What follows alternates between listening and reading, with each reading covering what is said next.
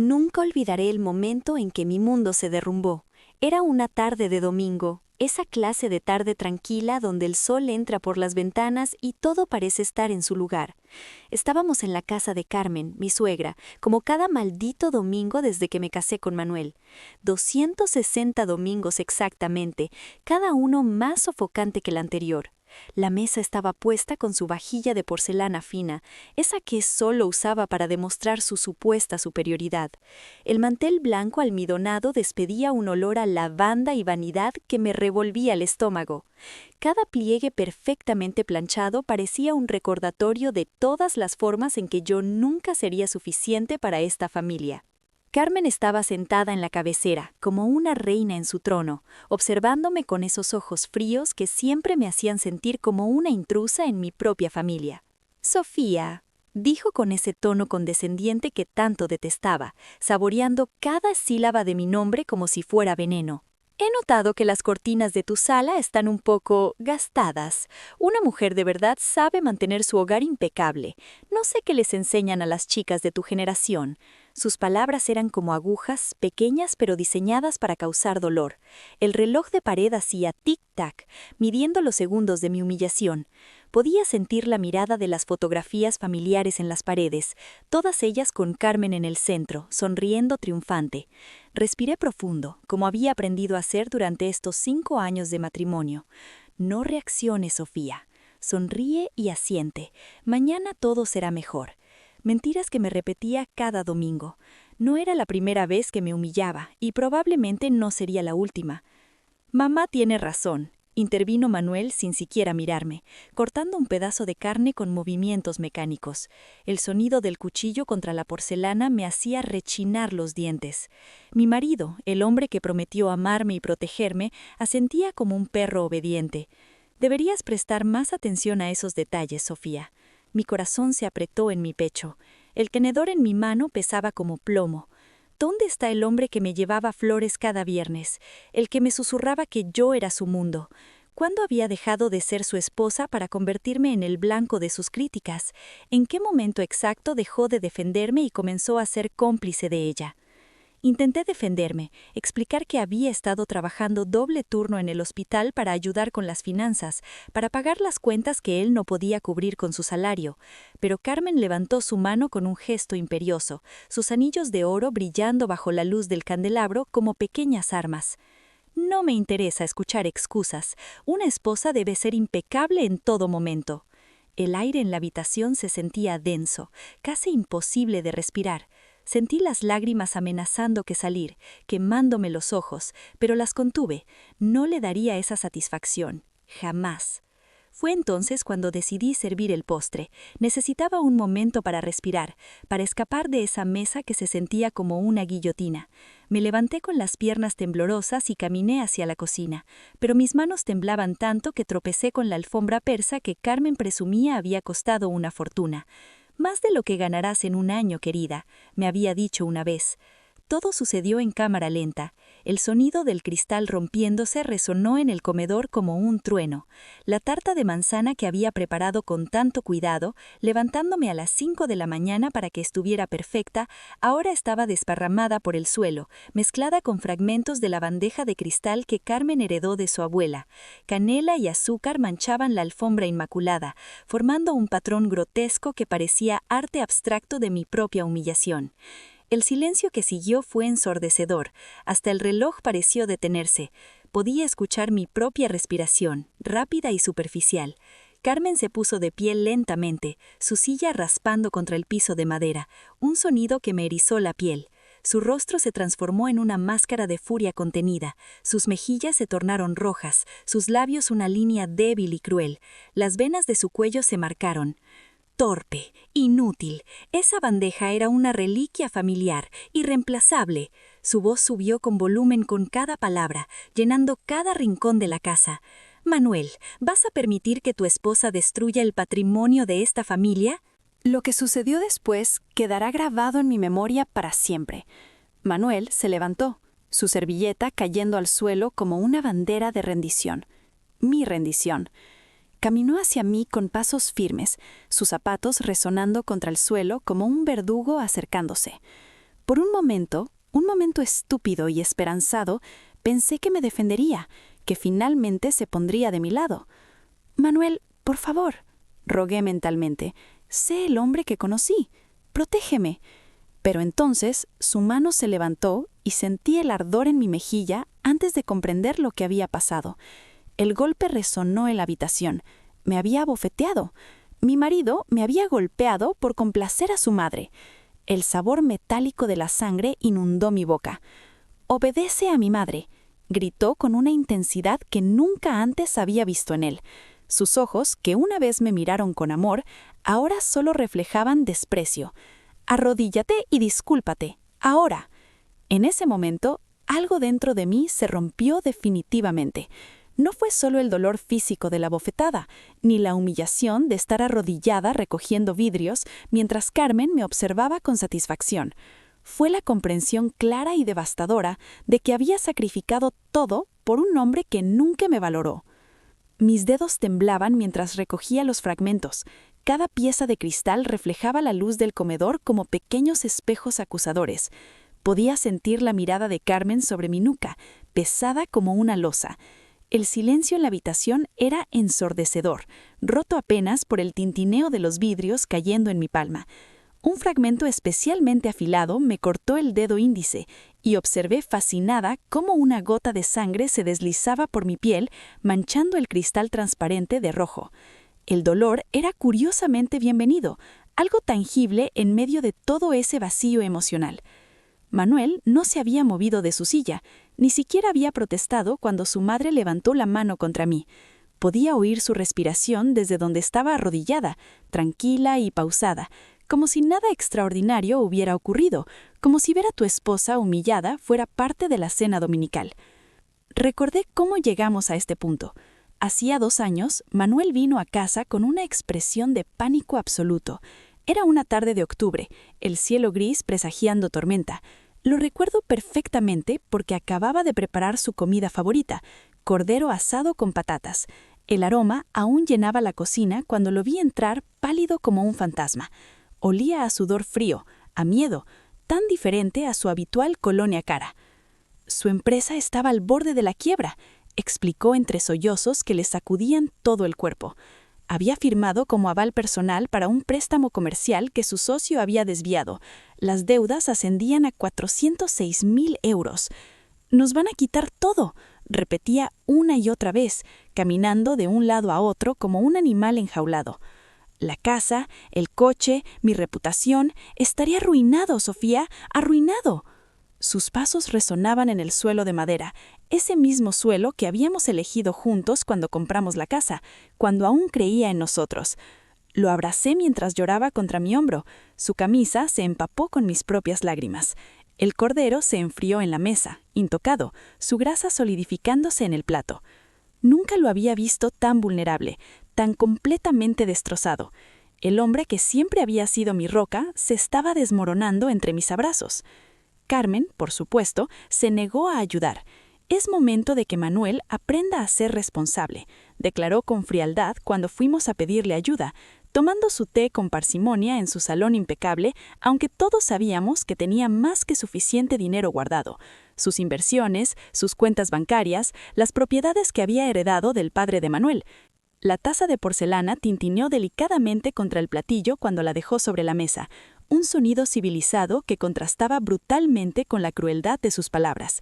Observé a mi marido desmoronarse aún más, convertirse en una sombra de sí mismo. El hombre fuerte y seguro del que me enamoré ahora estaba temblando de miedo, suplicándole a su madre con la voz quebrada. «Por favor, mamá», rogaba, y yo sentí náuseas al ver cómo se reducía ante ella. Durante semanas no podía dormir. Daba vueltas en la cama, calculando números que nunca cuadraban. Las sábanas se enredaban en mis piernas mientras miraba el techo oscuro, contando las horas hasta el amanecer. Veía a Manuel hundirse más y más en la desesperación. Dejó de afeitarse, de comer, de hablar. Se sentaba en el sofá mirando al vacío, perdido en sus propios pensamientos oscuros. La casa olía a abandono, a comida sin preparar, a desesperanza. Yo tenía una solución, pero me costaba todo lo que poseía. La casa de mis padres, una hermosa propiedad en las afueras de Madrid que heredé cuando murieron en aquel trágico accidente. Era lo único que me quedaba de ellos, el lugar donde crecí, donde cada rincón guardaba un recuerdo. Mi madre plantando rosas en el jardín, sus manos manchadas de tierra mientras me explicaba cómo cuidar cada variedad. «Las rosas necesitan amor y paciencia, Sofía», decía siempre, su voz suave como el viento de primavera.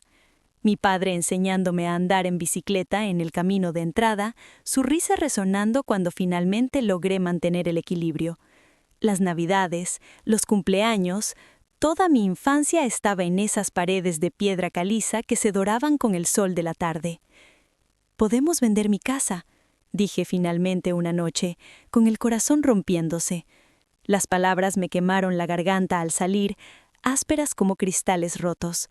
Manuel levantó la vista desde su enésima taza de café frío, sus ojos iluminándose con esperanza por primera vez en semanas. «¿Lo harías por mí?», preguntó, su voz casi un susurro. «Por nosotros», corregí, tomando sus manos frías entre las mías. «Lo haría por nuestra familia, por nuestro futuro juntos». Mentira. Lo hacía porque no soportaba verlo sufrir, porque todavía creía que el amor podía salvarnos. Ese día firmé los papeles que transferían mi herencia, mi último vínculo tangible con mis padres, para salvar a un hombre que ahora me ordenaba arrodillarme ante su madre. La tinta azul del bolígrafo manchó mi dedo índice. Todavía puedo sentir el peso de ese bolígrafo, como si hubiera pesado toneladas. El notario me miró con algo parecido a la compasión mientras sellaba los documentos, como si supiera lo que yo aún no podía ver. La casa se vendió rápidamente por 420.000 euros. Después de pagar las deudas de Manuel, quedaron apenas 14.000 euros que deposité en nuestra cuenta conjunta. «Para emergencias», dije, «para nuestro futuro». Manuel me abrazó, prometió que nunca olvidaría mi sacrificio, que pasaría el resto de su vida compensándome. Me besó la frente con una ternura que me hizo creer que todo valdría la pena. Qué ingenua fui al creerle, qué estúpida al pensar que el amor era suficiente. Los meses siguientes a mi sacrificio fueron una progresión lenta hacia la pesadilla. Carmen intensificó sus ataques con la precisión de un cirujano. Cada domingo era una nueva oportunidad para recordarme lo inadecuada que era para su hijo. Una mujer sin propiedades, sin herencia familiar, sin linaje, murmuraba lo suficientemente alto para que yo escuchara, sus palabras envenenadas flotando en el aire cargado del salón de su casa. «No sé qué vio Manuel en ti», lo decía mientras removía su café con movimientos estudiados, el tintineo de la cucharilla contra la porcelana sonando como pequeñas campanadas de burla. La luz del sol de la tarde se filtraba por las cortinas de damasco color crema, iluminando las motas de polvo que flotaban perezosamente en el aire. Yo apretaba las manos bajo la mesa, sintiendo las uñas clavándose en las palmas hasta dejar medias lunas rojizas en la piel, contando respiraciones para no explotar. 1, 2, 3, respira, me repetía mentalmente, como un mantra de supervivencia.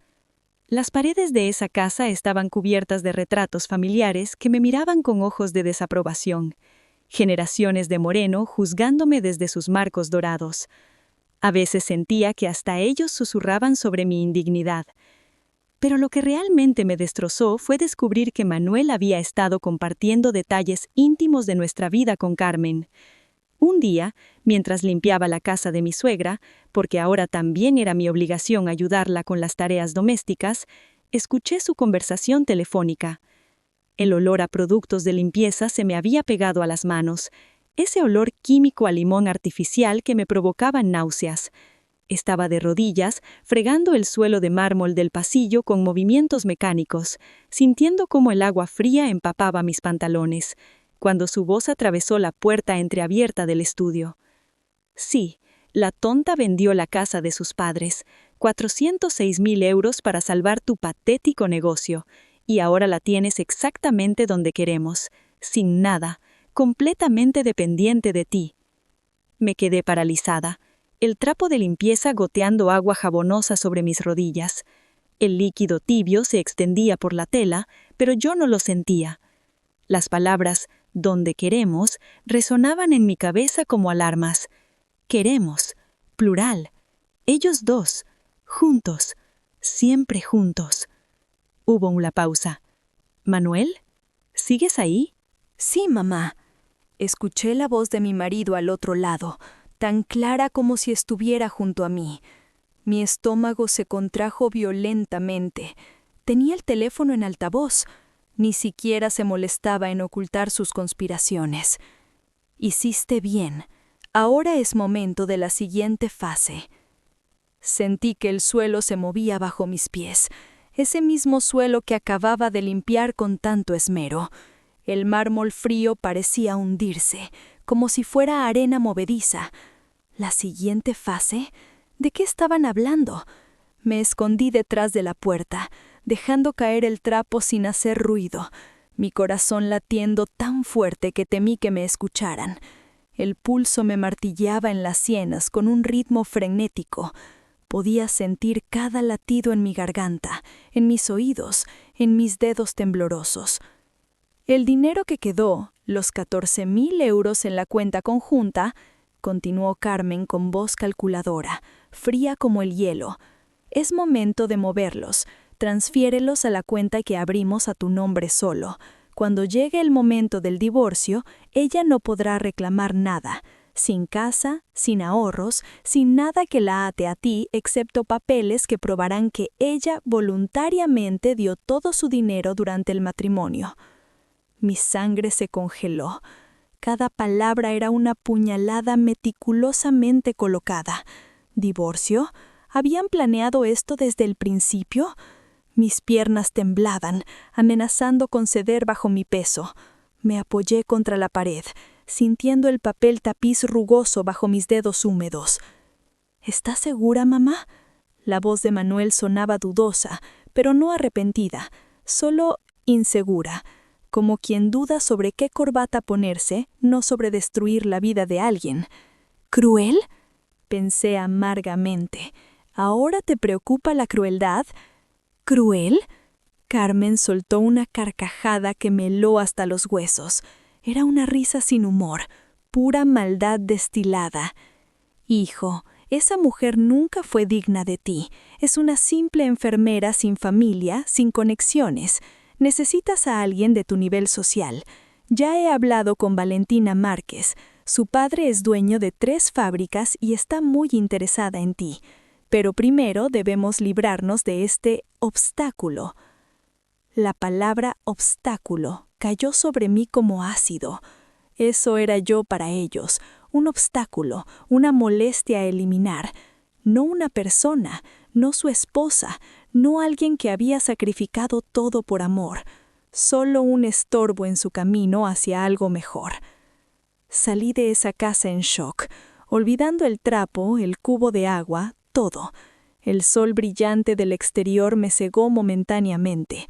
Mis manos temblaban tanto que apenas pude meter la llave en la cerradura del coche. El metal raspaba contra metal mientras intentaba 1, 2, 3 veces. Finalmente la puerta se abrió y me dejé caer en el asiento. El olor a cuero caliente me rodeó, sofocante.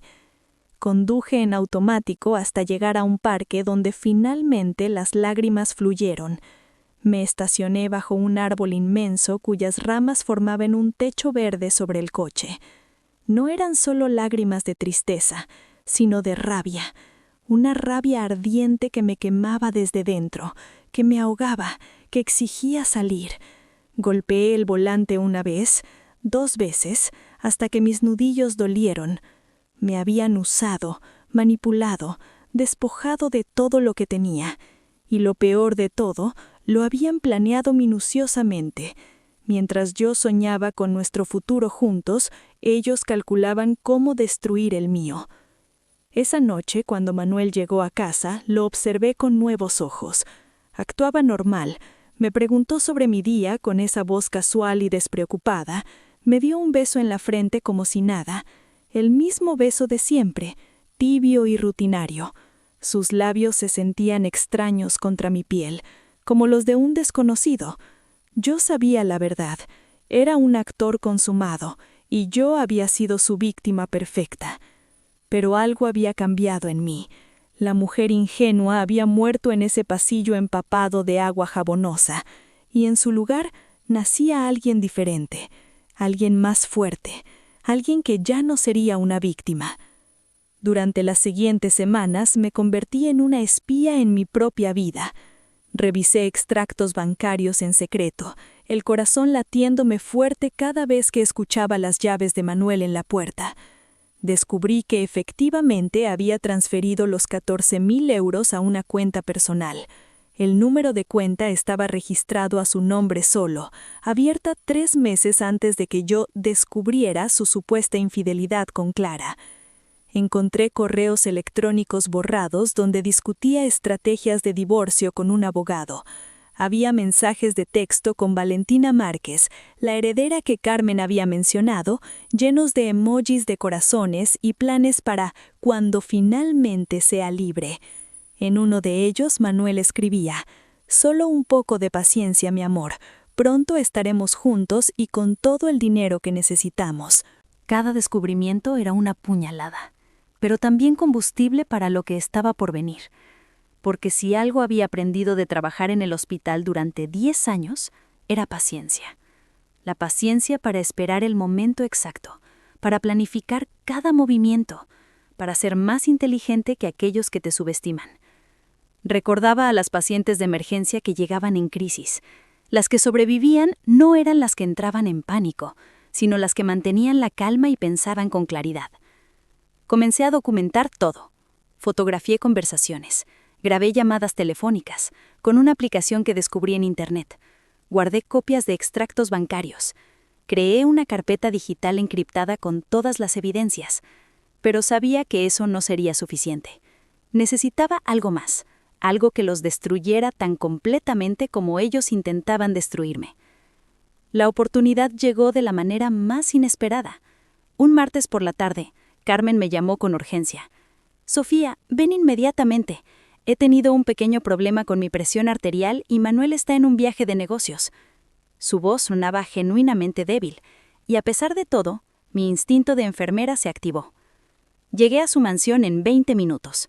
El aire olía a lavanda y a ese perfume caro que Carmen siempre usaba, el que costaba 300 euros la botella. Carmen estaba pálida, sudando, claramente en medio de un episodio hipertensivo. Sus manos temblaban ligeramente mientras intentaba respirar hondo. «El doctor me recetó unas pastillas nuevas», murmuró, «pero están en la caja fuerte de mi habitación y no puedo levantarme. La combinación está anotada en mi agenda, en el primer cajón del escritorio». Mientras subía las escaleras hacia su habitación, un plan comenzó a formarse en mi mente. Mis pasos resonaban sobre el mármol italiano. Cada eco parecía susurrar «oportunidad, oportunidad». La caja fuerte. Carmen guardaba ahí sus documentos más importantes, sus joyas, probablemente secretos que no quería que nadie supiera. Si había algo que pudiera darme ventaja, estaría ahí. Encontré la agenda fácilmente y la combinación estaba efectivamente anotada. 15-08-1989. Reconocí la fecha. Era el cumpleaños de Manuel. Por supuesto que lo era. Abrí la caja fuerte con manos temblorosas, buscando el frasco de pastillas que estaba efectivamente en la primera repisa. Pero entonces vi algo más. Una carpeta de cuero marrón, gruesa, con el nombre Manuel, confidencial, escrito en la etiqueta. Mi curiosidad venció el miedo. Tomé la carpeta y comencé a leer. Lo que descubrí cambió todo. La primera página era un informe de un detective privado fechado 3 años atrás, antes de que Manuel viniera a mí con su historia de deudas. El informe detallaba cómo Manuel había estado teniendo una aventura con Valentina Márquez durante 6 meses. Había fotografías de ellos besándose, entrando juntos a hoteles, abrazados en restaurantes románticos. Pero eso no era lo peor. Seguí leyendo y encontré documentos bancarios que mostraban que las deudas de Manuel nunca existieron. El socio que supuestamente había huido con el dinero era ficticio. Todo había sido una estafa elaborada para obligarme a vender la casa de mis padres. Los 406.000 euros habían sido transferidos a una cuenta en Suiza a nombre de Manuel apenas 2 días después de que yo firmara la venta. Mi visión se nubló. Las manos me temblaban tanto que casi dejo caer los papeles.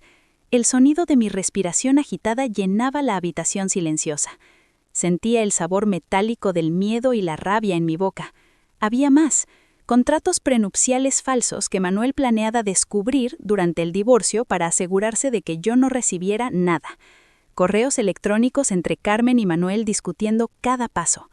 «La tonta es tan predecible», escribió Carmen en uno de ellos. «Apela a sus emociones y hará cualquier cosa». Había incluso un cronograma. Después de que yo vendiera mi herencia, Manuel esperaría 1 año para no parecer sospechoso. Luego comenzaría a distanciarse emocionalmente, provocaría peleas, haría que la situación fuera insostenible. Finalmente, pediría el divorcio alegando diferencias irreconciliables y se casaría con Valentina, cuya dote familiar incluía acciones en compañías valuadas en millones. En ese momento, algo dentro de mí se transformó. Sentí como la última fibra de la Sofía ingenua se rompía definitivamente. Ya no era la Sofía que creía en el amor eterno. Era alguien nuevo, alguien forjado en la traición y la humillación. Si querían jugar sucio, yo les mostraría lo que era capaz de hacer una mujer sin nada que perder. Tomé fotografías de cada documento con mi teléfono, asegurándome de capturar cada detalle, cada firma falsificada, cada fecha incriminatoria.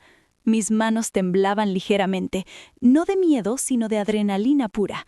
Luego devolví todo exactamente como estaba, memorizando la posición de cada papel, y cerré la caja fuerte. El clic del mecanismo sonó como una sentencia final.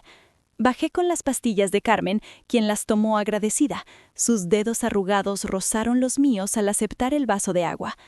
«Eres una buena chica, Sofía», murmuró mientras su presión comenzaba a estabilizarse, el color regresando lentamente a sus mejillas. «Una verdadera pena que no funciones para mi hijo». Sonreí dulcemente, sintiendo el peso de la ironía en cada palabra. «Descanse, Carmen. Yo me encargo de todo». Y realmente lo haría, de absolutamente todo. Los siguientes días fueron un torbellino de planificación meticulosa. Primero, contacté a un abogado especializado en fraude financiero, un hombre de aspecto severo con oficina en el distrito financiero. Le mostré todas las evidencias en su despacho con olor a cuero viejo y café recién hecho, y su expresión pasó de escéptica a absolutamente fascinada. Se inclinó hacia adelante, ajustándose las gafas mientras revisaba cada fotografía. «Esto es oro puro», dijo con un brillo casi depredador en los ojos. «Fraude premeditado, conspiración, falsificación de documentos. Podríamos hacerlos pagar no solo civilmente, sino enfrentar cargos criminales. Años de prisión, Sofía. Años». Pero yo no quería solo justicia legal, fría y distante. Quería que sintieran el mismo dolor, la misma humillación que me habían infligido. Quería que su mundo se desmoronara exactamente como habían desmoronado el mío, pieza por pieza, mentira por mentira. Investigué sobre Valentina Márquez durante noches enteras, la luz azulada de mi laptop iluminando mi rostro en la oscuridad. Era una heredera mimada, sí, pero también era ingenua y genuinamente creía que Manuel la amaba. Encontré su perfil de redes sociales y vi fotos de ella radiante, con ese brillo particular de alguien que se cree enamorada, publicando citas sobre encontrar el amor verdadero y almas gemelas. Me dio pena, realmente. Era otra víctima en el juego de Manuel, solo que ella aún no lo sabía. ¿Cuántas mujeres más habría después de ella? Decidí que Valentina merecía conocer la verdad. Creé una cuenta anónima y le envié un mensaje privado, eligiendo cada palabra cuidadosamente. «Necesitas saber algo sobre el hombre del que estás enamorada. Manuel sigue casado conmigo. Nunca ha iniciado el proceso de divorcio. Te está usando por el dinero de tu familia. Tengo pruebas si quieres verlas». La respuesta llegó en minutos. Mi corazón latía fuerte mientras veía los 3 puntos indicando que escribía. «¿Quién eres? ¿Por qué debería creerte?». Le envié algunas de las fotografías que tomé de los documentos en la caja fuerte, específicamente los correos donde Manuel discutía con Carmen como la estúpida de Valentina cree que realmente la amo, pero es solo un medio para el fin. Incluí el cronograma del divorcio donde especificaba que me dejaría justo después de asegurar el compromiso con la heredera Márquez. Hubo un largo silencio que se sintió eterno. Imaginé a Valentina al otro lado, leyendo y releyendo, su mundo colapsando. Luego, ese bastardo, ese maldito bastardo, ¿qué vamos a hacer? Y así, inesperadamente, gané una aliada. Valentina estaba furiosa, herida y lista para la venganza. Juntas comenzamos a tejer una red de la que Manuel y Carmen nunca podrían escapar. El plan era elaborado, pero hermoso en su simplicidad. Valentina invitaría a Manuel a una cena romántica en un restaurante exclusivo, el mismo donde él le había propuesto matrimonio, mientras aún estaba casado conmigo. La ironía era deliciosa. Pero esta cena tendría una sorpresa. Yo estaría ahí también, escondida en un reservado privado con mi abogado, un notario y un detective privado que Valentina contrató. Pero antes de eso, necesitábamos asegurarnos de que Carmen también pagara por su papel en este fraude. Aquí fue donde mi conocimiento médico se volvió útil. Sabía que Carmen tenía una cita con su cardiólogo la próxima semana, y también sabía que ese doctor era el doctor Ramírez, un colega con el que había trabajado durante años y en quien confiaba completamente. Le conté toda la historia al doctor Ramírez en su consultorio, mostrándole la evidencia. Su expresión se endureció progresivamente, la mandíbula apretada. Esa mujer es mi paciente, pero esto es imperdonable. Me miró con determinación renovada. ¿Qué necesitas que haga? La noche de la ejecución llegó con una luna llena que parecía presagiar el desenlace dramático. El aire frío de noviembre transportaba el aroma a castaños asados de los vendedores callejeros, mezclado con el perfume caro que emanaba de los comensales del restaurante. Valentina había hecho su parte perfectamente. Manuel llegó al restaurante luciendo su mejor traje, ese azul marino italiano que yo le había comprado para nuestro aniversario, con un ramo de rosas rojas y esa sonrisa encantadora que una vez me hacía derretir. Ahora, verla me producía náuseas. Lo observé desde mi escondite en el rincón más oscuro del restaurante, oculta tras una columna decorativa y un arreglo de plantas. Mis manos temblaban ligeramente mientras lo veía sentarse, mientras ordenaba el vino más caro del menú con ese gesto pretencioso de quien no gastaba su propio dinero, mientras practicaba sus líneas de seducción. Podía ver cómo ajustaba su corbata, cómo se pasaba la mano por el cabello. Era repulsivo ver cómo manipulaba cada gesto, cada palabra, para mantener a Valentina enganchada. Cada movimiento era calculado, ensayado. Lo conocía demasiado bien.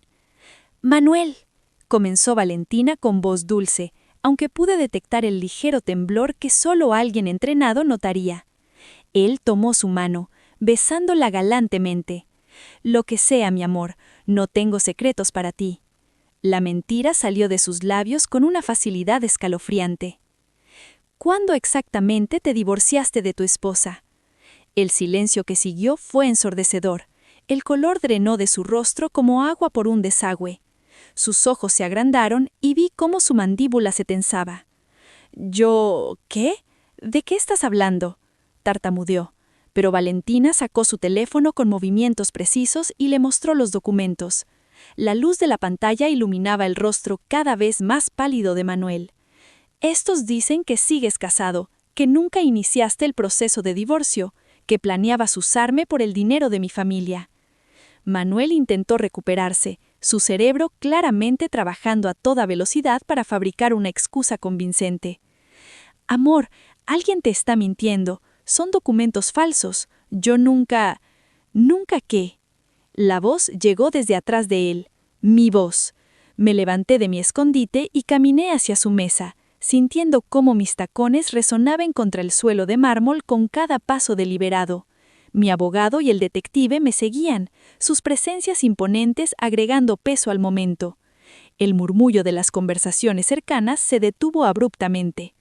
La expresión de Manuel al verme fue algo que atesoraré para siempre.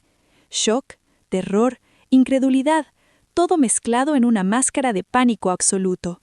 Pude ver cómo su piel adquiría un tono grisáceo bajo las luces cálidas del restaurante. «Sofía, yo puedo explicar...». ¿Explicar qué exactamente?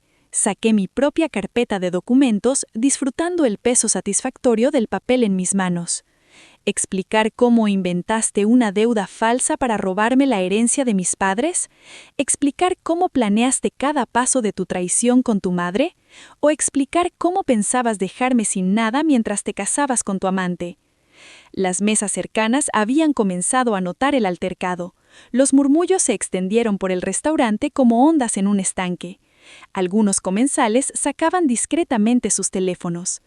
Manuel intentó levantarse, pero mi abogado lo detuvo con una mano firme en su hombro. Señor Manuel Ruiz, tengo una orden de congelamiento de activos emitida esta tarde. Todas sus cuentas bancarias, incluyendo la cuenta en Suiza donde depositó los 406.000 euros robados, han sido bloqueadas pendiente de investigación por fraude. ¿Qué? Manuel se tambaleó, agarrándose al borde de la mesa. Sus nudillos se pusieron blancos. No tienen autoridad. Oh, pero la tenemos, intervino el detective con voz profesional pero firme. Además de la evidencia del fraude financiero, tenemos documentación de bigamia implícita, ya que le propusiste matrimonio a la señorita Marqués mientras seguías legalmente casado, y conspiración para cometer fraude. La fiscalía está muy interesada en tu caso. Valentina se levantó de la mesa bruscamente, su silla rascando contra el suelo. Miraba a Manuel con asco genuino, sus ojos brillantes de lágrimas contenidas. «Eres despreciable. Pensé que eras diferente, que realmente me amabas, pero solo soy un cheque ambulante para ti». Se volvió hacia mí, su voz quebrándose ligeramente. «Sofía, lamento haber sido parte de esto, incluso sin saberlo. Tienes todo mi apoyo y el de los abogados de mi familia». Manuel finalmente encontró su voz, aunque salió como un graznido desesperado. «Esto es ridículo. Mi madre te ayudó, Sofía. La casa que vendiste fue para salvarme. Nadie te obligó». Sonreí fríamente, sintiendo cómo la satisfacción se extendía por mi pecho como calor. Tienes razón. Nadie me obligó. Me manipularon. Pero esa distinción no importará mucho cuando estés explicándole a un juez cómo creaste un socio ficticio, falsificaste documentos de deuda y lavaste dinero a través de cuentas internacionales. Además, agregó el abogado, la señora Carmen Ruiz también está siendo investigada como cómplice. El doctor Ramírez, su cardiólogo, ha testificado que ella admitió su participación en el fraude durante su última consulta, creyendo que la confidencialidad médico-paciente la protegería. Lo que ella no sabía es que la confidencialidad no aplica cuando el médico es testigo de la planificación de un crimen futuro o la admisión de uno pasado. Esto último era un regalo del doctor Ramírez. Durante la cita de Carmen, él había mencionado casualmente que había escuchado sobre una mujer que perdió la herencia de sus padres por ayudar a su marido. Carmen, orgullosa y sin poder resistir la oportunidad de presumir su brillante plan, había contado todo en detalle. El doctor Ramírez había grabado la conversación completa con su consentimiento implícito. Ella había firmado formularios que incluían la posibilidad de grabar consultas para propósitos médicos y educativos. La caída de Manuel y Carmen fue espectacular y pública. Los periódicos locales se llenaron con titulares: «Heredera y enfermera unen fuerzas para exponer fraude. Hijo y madre enfrentan cargos por robo de herencia». Las redes sociales explotaron con el escándalo. Recuerdo pasar por un kiosco aquella mañana y ver nuestras fotografías en primera plana. El vendedor me reconoció, asintió con respeto y no me cobró el periódico. «Usted hizo lo correcto, señorita», murmuró. Pero la verdadera justicia vino en el juicio. El día que comenzó, el aire del tribunal olía a papel viejo y madera barnizada. Sentada en la sala, con las manos sudorosas sobre mi regazo, observé cómo el fiscal presentaba cada evidencia meticulosamente. Su voz era firme, casi musical en su cadencia precisa mientras destripaba el fraude pieza por pieza. Los correos electrónicos entre Manuel y Carmen planeando el fraude aparecieron proyectados en una pantalla enorme. Pude leer las palabras de Manuel. «Necesitamos actuar rápido antes de que sospeche algo». Mi estómago se retorció al recordar cómo me besaba en la mejilla mientras escribía esos mensajes. Los documentos bancarios mostrando la transferencia del dinero pasaron uno tras otro. cada página un golpe más a su defensa. La grabación de la confesión de Carmen con el doctor Ramírez llenó la sala con su voz temblorosa admitiendo todo. Varios espectadores contuvieron la respiración cuando escucharon la parte donde decía: «Esa enfermera no merece nada de nuestra familia». El testimonio de Valentina sobre cómo Manuel había intentado manipularla también provocó murmullos en la sala. Elegante con un traje azul marino, habló con una claridad que cortaba el aire. Me dijo que su madre estaba enferma, que necesitaba dinero urgentemente para tratamientos. Me mostró documentos falsificados. Hizo una pausa, sus ojos encontraron los míos con solidaridad. Ahora entiendo que practicaba conmigo lo que después perfeccionó con ella. Manuel intentó argumentar que todo había sido un malentendido, que realmente tenía deudas y que el dinero se movió por razones legítimas. Sudaba bajo las luces fluorescentes, aflojándose constantemente el nudo de la corbata. Pero su abogado defensor, un hombre canoso con bolsas bajo los ojos, parecía cada vez más derrotado conforme el fiscal desmontaba cada mentira. Lo vi tomar notas frenéticamente, luego tachar todo y dejar caer el bolígrafo con resignación. Carmen, sentada rígida en su silla, había perdido toda su arrogancia. Sus manos, que una vez sostenían tazas de té con tanta afectación, ahora temblaban visiblemente. La mujer que una vez me miró con desdén, ahora evitaba mi mirada fijando sus ojos en el suelo de mármol gris del tribunal. Cuando finalmente tuvo que testificar, su voz tembló de una manera que nunca había escuchado antes. «Yo solo quería lo mejor para mi hijo», murmuró, las palabras apenas audibles. «Entonces decidió robarle», respondió el fiscal secamente, inclinándose hacia ella. «¿Esa es su definición de lo mejor?». Carmen no tuvo respuesta. El silencio que siguió fue ensordecedor. El veredicto fue contundente. Manuel fue sentenciado a 6 años de prisión por fraude, falsificación de documentos y lavado de dinero. Lo vi palidecer cuando el juez pronunció la sentencia, su boca abriéndose sin emitir sonido. Carmen recibió 3 años, reducidos a 2 con libertad condicional por su edad y condición médica, pero con una multa de 500.000 euros. Además, se ordenó la devolución completa de los 406.000 euros a mi nombre, más daños y perjuicios que elevaron la suma total a 600.000 euros. La casa de Carmen tuvo que ser vendida para pagar las multas y mis compensaciones. Ver a los trabajadores sacando sus preciadas posesiones, esa vajilla de porcelana que tanto presumía, los muebles antiguos heredados de su bisabuela, fue casi poético. La mujer que me había humillado por no tener linaje, ahora perdía el suyo propio. Valentina fue increíblemente generosa.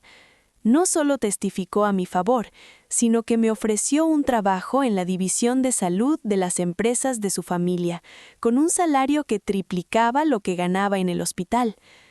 «Mereces un nuevo comienzo», me dijo, tomando mi mano con calidez genuina. «Y además, necesito a alguien de confianza que no me vea como una billetera». Nos hicimos amigas genuinas, unidas por la experiencia compartida de haber sido engañadas por el mismo hombre. A veces nos reíamos sobre la ironía. Carmen quería que su hijo se casara con una heredera rica, y en su lugar logró que esa heredera se convirtiera en mi mejor amiga y aliada. Han pasado 2 años desde el juicio. Mi vida ha cambiado de maneras que nunca imaginé. Con el dinero de la compensación, compré una casa hermosa, no tan grande como la mansión de Carmen, pero llena de luz y calidez. Las ventanas amplias dejan entrar el sol de la mañana, iluminando las paredes color crema que elegí personalmente después de semanas probando diferentes tonos hasta encontrar el que me hacía sentir en paz. El aroma a café recién hecho se mezcla con el perfume de las flores frescas que compro cada semana en el mercado. Girasoles, lirios, margaritas blancas que llenan jarrones de cerámica que encontré en una pequeña tienda de artesanías. Es mía, completamente mía, y nadie puede quitármela. cada rincón respira libertad. Cada decisión, desde el color de las cortinas hasta la ubicación de cada mueble, es únicamente mía. También inicié una fundación para mujeres víctimas de fraude financiero en relaciones. Se llama Herencia de Esperanza, en honor a mis padres y a lo que casi pierdo. La fundación ofrece asesoría legal gratuita, apoyo emocional y educación financiera para mujeres que han sido manipuladas o robadas por sus parejas. Tenemos una oficina modesta pero acogedora, con sillas cómodas en la sala de espera y una cafetera siempre encendida. Ver sus rostros cuando recuperan el control de sus vidas, esa expresión de alivio mezclada con determinación, me recuerda por qué valió la pena luchar. Valentina es la cofundadora y principal donante. Juntas hemos ayudado a más de 50 mujeres a recuperar sus vidas y su dinero. Cada historia es diferente, pero el patrón es el mismo. Hombres, y a veces mujeres, que usan el amor como arma para explotar a sus parejas. A veces nos sentamos en la oficina hasta tarde, cuando las luces de la ciudad empiezan a parpadear afuera, compartiendo té de manzanilla en tazas desiguales, escuchando testimonios que rompen el corazón. El vapor del té se eleva en espirales perezosas, mientras las palabras llenan el espacio entre nosotras. Valentina aprieta mi mano cuando las historias son demasiado familiares, sus dedos cálidos y firmes. «Lo lograste», me susurra, y puedo ver lágrimas brillando en sus ojos, aunque nunca las deja caer. Y ellas también lo lograrán. Una tarde de jueves, mientras revisaba documentos en la oficina de la fundación, María, nuestra secretaria, entró con cautela, sosteniendo algo como si fuera frágil. Recibí una carta. El encelo era simple, institucional, con el sello de la prisión estatal claramente visible en la esquina superior. El papel era áspero bajo mis dedos, casi gris. Era de Manuel. Mis manos temblaron ligeramente al sostenerla, y sentí cómo mi respiración se volvía superficial. La abrí con curiosidad, preguntándome qué podría decir después de todo lo que había pasado, después de 2 años de silencio absoluto. «Querida Sofía», comenzaba. La letra era temblorosa, diferente a su usual escritura confiada y elegante, esa caligrafía perfecta que había firmado tantos documentos durante nuestro matrimonio. Casi podía ver su mano vacilando sobre el papel, la pluma deteniéndose y comenzando de nuevo. «Sé que no tengo derecho a pedirte nada, ni siquiera a escribirte esta carta. Pero en la soledad de esta celda he tenido mucho tiempo para pensar sobre lo que hice, sobre quién fui y quién me convertí bajo la influencia de mi madre». Continué leyendo, mi corazón dividiéndose entre la compasión que naturalmente sentía, ese instinto de cuidar que había sido tanto mi fortaleza como mi debilidad, y la rabia por todo lo que me había hecho pasar. El papel parecía pesar más con cada palabra, cada línea añadiendo gramos invisibles de culpa que ya no eran míos de cargar. No busco tu perdón porque sé que no lo merezco. Solo quiero que sepas que te veo ahora. Realmente te veo por primera vez. Veo a la mujer que amó tanto, que estaba dispuesta a sacrificar todo. Veo a la mujer que fue más fuerte, más inteligente y más digna de lo que nunca le di crédito. Y veo a la mujer que he perdido para siempre por mi propia estupidez y codicia. Cerré los ojos por un momento, respirando profundamente. Afuera, el tráfico de la ciudad continuaba su ritmo incesante. Bocinas distantes, el murmullo constante de vidas que seguían adelante. La vida seguía, indiferente a estas palabras escritas entre muros de concreto y barrotes de acero. Mi madre está enferma. Los médicos dicen que el estrés del juicio aceleró su condición cardíaca.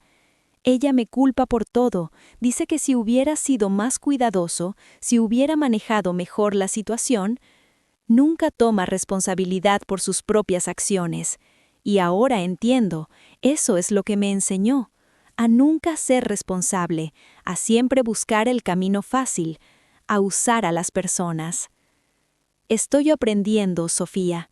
Demasiado tarde, lo sé, pero estoy en terapia aquí en la prisión, tratando de entender por qué hice lo que hice. El terapeuta dice que tengo que perdonarme a mí mismo antes de poder buscar el perdón de otros. Pero ¿cómo puedo perdonarme cuando destruí a la única persona que realmente me amó? Doblé la carta con cuidado, sintiendo la rigidez del papel institucional, y la guardé en mi cajón entre los expedientes de casos cerrados. Casos donde otras mujeres habían encontrado justicia, donde los manipuladores habían enfrentado consecuencias. No respondería, no porque estuviera enojada, sino porque Manuel necesitaba hacer ese viaje solo. Mi perdón, si alguna vez llegaba, no sería para liberarlo a él, sino para liberarme a mí misma. Ya no era responsable de su sanación. Esa responsabilidad ya no me pertenecía. Esa noche, mientras miraba las estrellas desde el balcón de mi nueva casa, envuelta en una manta suave que había comprado yo misma, pensé en todo el camino recorrido. La humillación de esa tarde de domingo cuando Manuel me abofeteó y me ordenó arrodillarme. El terror de descubrir que todo había sido una mentira.